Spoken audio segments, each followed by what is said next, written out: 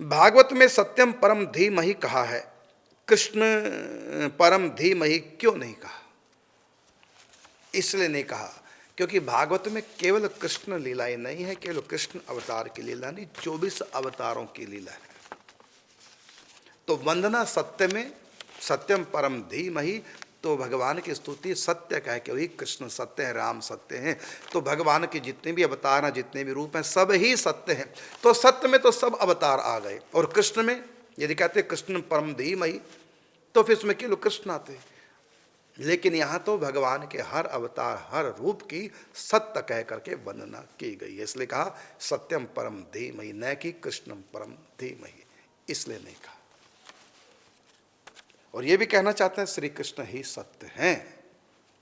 सत्य में तो भगवान के सब अवतार आ गए, और कृष्ण शब्द में केवल कृष्ण अवतार आता। तो भागवत जी 24 अवतारों की कथा, तो सत्य में सारे अवतार आ गए।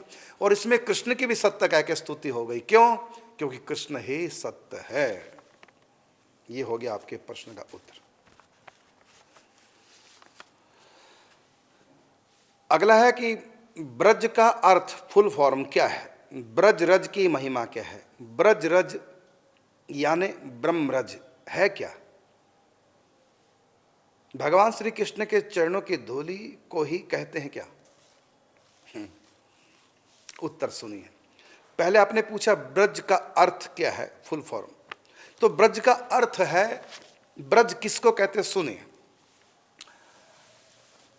वैसे बा का अर्थ है यहां ब्रह्म श्री कृष्ण, और रज, ब्रह्म का मतलब ब्रह्म की रज, उनके चरणों की रज। ये हो गया अर्थ ब्रज का। और दूसरा अर्थ है ब्रह्म कहाँ जहाँ जन्म हो, ब्र का मतलब ब्रह्म और जा का मतलब जन्म, ब्रह्म का जहाँ जन्म हो तो वो ब्रज कहलाता है। और इसका एक अर्थ है, ब्रज कहते हैं, पहले सुनिए, एक तो होता है महानगर, और एक होता है नगर, शहर, एक होता है कस्बा, उससे छोटा कस्बा होता है, और उससे छोटा गांव होता है। इसी प्रकार एक ब्रज भी होता है। ब्रज किसको कहते हैं? इनमें ब्रज कहते हैं चलती फिरती बस्तियों को। कहते हैं परिव्राजकाचार्य। जो संत एक जगह टिकते नहीं उनको क्या कहते हैं? परिव्राजकाचार्य। ब्रजकाचार्य मतलब, ब्रज का मतलब जो चलते फिरते हैं। जो संत चलते फिरते हैं, एक जगह नहीं टिकते, उनको कहते हैं ब्रजकाचार्य, परिव्रजकाचार्य। अर्थात उनकी बस्ती का है, कैसी बस्ती उनकी, कहाँ रहते हैं वो? कहते हैं ब्रज में रहते हैं। ब्रज का मतलब चलते फिरते रहते हैं। तो ब्रज का अर्थ होता है चलती फिरती बस्तियां, उनको ब्रज कहते हैं। तो 84 कोस का जो क्षेत्र है, इसमें भगवान की 9 लाख गाय, भगवान की, नंद बाबा की, और 11 लाख गाय वृषभावन की। टोटल हो गया 9 और 11 20 लाख गाय। अब 20 लाख गाय के ऐसा नहीं कि घास काटेंगे, फिर मशीन में उसकी कुट्टी बनाएंगे, उसके बाद फिर गायों को डालेंगे, ऐसा नहीं था। या गायों के गले में रस्से होंगे, सांकर होंगी, उनको खूंटे से बांधेगा, ऐसे पहले नहीं था। पहले क्या था? पूरा जंगल, ना किसी गाय को बांधते थे। और हाँ, जो दुधारू गाय थी वो अलग उनका बाड़ा बना दिया जाता था। अभी एक जगह इतनी गाय नहीं रहती, क्योंकि एक जगह का घास खत्म हो जाए, एक दिन में ही खत्म हो जाएगा। 9 लाख और 11 लाख, 20 लाख गाय। तो क्या करते हैं कि आज इस वन में गाय चरेंगी, 5-10 दिन, महीना, जब आसपास के क्षेत्र का घास समाप्त हो गया तो गाय घेर करके फिर आगे चलेंगे, फिर आगे आगे। अब 9 लाख गायों के लिए कितने नौकर चाकर होंगे? तो वहाँ नौकर चाकर नौकर के सेवक हैं। तो इतने सेवक होंगे तो दूध निकालने वाले, दूध निकालने वाली, दही जमाने वाली, दही को बेचने वाली, दही का बिजनेस करने वाली, ये सब भी साथ होंगे कि नहीं होंगे? 9 लाख गाय जहाँ जहाँ जाएंगी, तो 9 लाख गाय में कई हजार लोग, स्त्री पुरुष साथ होंगे, सेवक सेविकाएं, तो वो भी साथ में। तो क्या करते थे? वो वहाँ पर बस्ती बना लेते थे, महीने के लिए, 2 महीने के लिए, 6 महीने के लिए। और जब घास समाप्त हो गया तो आगे चलते था गायों का टोला, फिर वहाँ पर महीना, 2 महीना, 6 महीना वहाँ बस्ती बस जाती थी, फिर आगे आगे इस प्रकार इसको बोलते हैं चलती फिरती बस्तियां। तो नंद बाबा के जो परिकर भक्तगण ब्रजवासी हैं, ये सब क्या करते, जहां जहां गाए जाते वहां वहां उनके ब्रज बसते चले जाते। तो 11 वर्ष 55 दिन ठाकुर जी ब्रज में रहे। तो ब्रज का मतलब हो गया कि जहां जहां भगवान के ब्रज लगे हैं वो सारा क्षेत्र ब्रज मंडल कहलाया। मंडल का मतलब हो गया मंडलाकार, गोलाई में। तो जहां जहां यहाँ 32 वन है, 64 उपवन है, ये सब ब्रजमंडल के हैं। अधिवन भी हैं, वन हैं, उपवन हैं, महावन हैं, कई प्रकार के।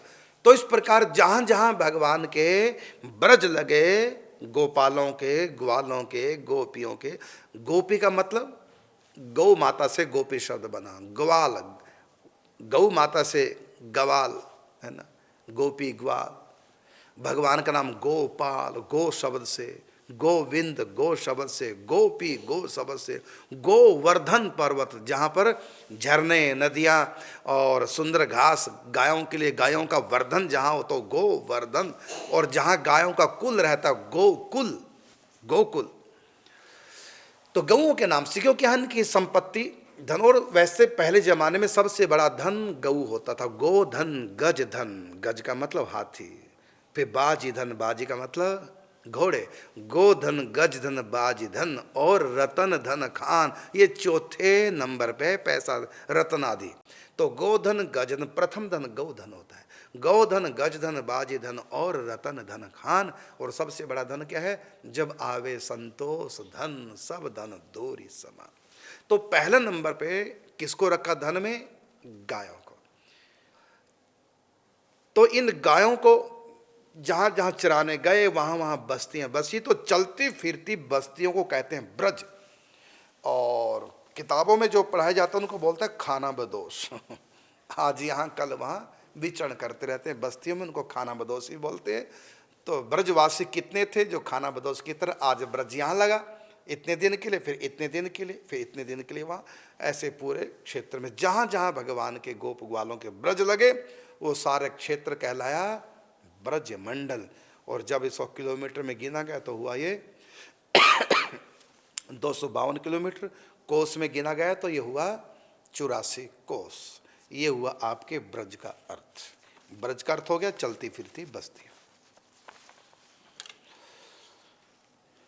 तो ब्रज का अर्थ बताया।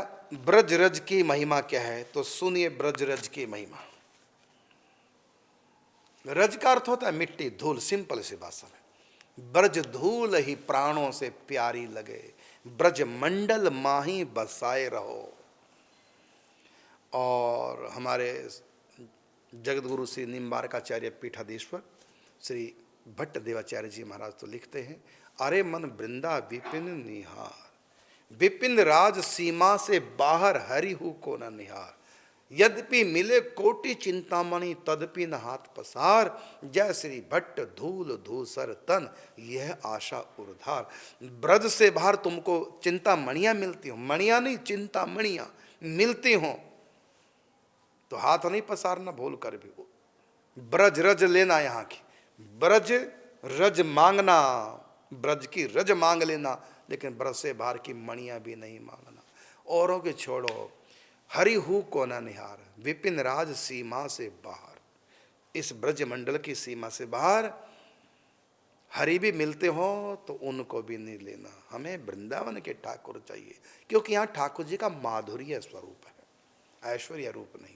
और ये राधा रानी का क्षेत्र है और यहाँ के ठाकुर जी बिहारी कहलाते हैं, सदा प्रेम विहार करते हैं।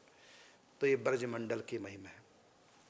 और ये ब्रजमंडल इस दुनिया का तो नहीं है, ये भगवान के धाम से ही उतर करके अवतार लेकर आया। आप इस प्रकार मानिए, भगवान का नित्य धाम और ये धाम दो नहीं, एक ही तत्व है। और रही बात चरण रज की, बिल्कुल ठाकुर जी के चरणों की रज है, गोपियों के चरणों की रज है, गायों के चरणों की रज है, ग्वालों के चरणों की रज है, तुलसी के चरणों की रज है, वृक्षों के चरणों की रज है। ये ब्रजवासियों के चरणों की रज है, और इससे ज़्यादा का क्या महिमा होगी। अब आप देखिए, गंगा जी क्या है, श्री कृष्ण के चरणों का धोवन है। ब्रह्मा जी ने धोया, गंगा जी बन गई। तो भगवान श्री कृष्ण के चरणों से स्पर्श करने से गंगा इतनी पवित्र हो गई, नदियों में शिरोमणि हो गई। और एक ही बार स्पर्श हुआ था, एक बार छुआ था गंगा जल, आज तक वो उसकी पावन और धारा जगत को पवित्र कर रही है। तो जिनको एक बार छूने से जल गंगा जल बन जाता है, ये ब्रज रज तो अनेक बार छुई है। इसमें तो भगवान नंगे लोटे हैं, वो तो केवल चरणों की धूल है, ये तो सर्वांग धूल है ठाकुर जी की। ओ गंगा जल तो चरणों का धोवन है, केवल चरण स्पर्श हुआ है। और यहाँ तो मेरे बाल कृष्ण अपने ऊपर रेत डालते थे, है ना, और चरण आप रख करके अपने आप ही, वहाँ तो ब्रह्मा जी ने धोए, यहाँ तो चरण रख करके उस पर गीली जमुना की मिट्टी और घरौंदे बनाते थे ठाकुर जी, और धूल में स्नान करते थे, लौटते थे। रमण रेती, जहाँ बाल लीला में भगवान जिस रज में लोटे हैं, तो जहाँ चरणों का स्पर्श करने से गंगा इतनी पवित्र हो गई, त्रिभुवन पावनी गंगा हो गई, तो यहाँ तो सर्वांग। और जमुना जी की बात, गंगा जी में, गंगा जी को चरण स्पर्श प्राप्त हुआ, इतनी पवित्र होगी। और जमुना जी में तो ठाकुर जी नहाए हैं, सर्वांग जमुना जी, तो चरण भी छू गया, तो गंगा जैसी पावन भी बन गई, चरण भी छू गया। और चरण ही नहीं, पूरा शरीर ठाकुर जी ने डुबकियां लगा लगा के, एक बार नहीं हजारों बार स्नान किया है। राधा रानी ने, ग्वालों ने, गोपियों ने, गायों ने, उनके प्रेमियों ने, रसिकों ने। तो सोचिए जमुना जी क्या होंगी, इसलिए रसदानी बन गई। वो कल्याणी है और ये रसदानी है। गंगा जी में केवल चरणों का स्पर्श प्राप्त हुआ, और जमुना जी को तो सर्वांग स्पर्श प्राप्त हुआ, इसलिए वो कल्याणी हो गई गंगा जी, और जमुना जी रसदानी हो गई, रस को देने वाली हो गई। कितनी महिमा है सोचिए जमुना जी की। और फिर दूसरी बात देखिए, गंगा जी का स्थान श्री कृष्ण के चरणों में है, और जमुना जी का स्थान वाम अंग में, उनकी पटरानी है कालिंदी जमुना जी। अब सोचिए, एक चरणों में बैठी हैं ठाकुर जी के, जो चरणों तक जीव को पहुंचा देती है पावन करके, और एक बगल में बैठी है जो श्री कृष्ण का रस लेती है और सब भक्तों को उस योग्य बना देती हैं। वाम भाग में अधिकार है जमुना जी का। अब सोचिए जमुना जी की कितनी महिमा, जब गंगा जी कितनी महिमा है कि मृत्यु के समय किसी के मुख में गंगा जल आ जाए तो उसकी अधोगति नहीं होती, तो जमुना जी की क्या महिमा है, सोचिए जरा, विचार कीजिए। तो यह है ब्रज रज की महिमा, यह है गंगा जमुना के बारे में आपको बताया। और आपने कहा कि ये ब्रज रज है क्या, भगवान श्री कृष्ण के चरणों की धूली को ही कहते हैं क्या? आपको उत्तर मिल गया, चरणों की धूली भी है, और फिर भगवान का धाम अवतार लेकर के इस धरा धाम पर आया।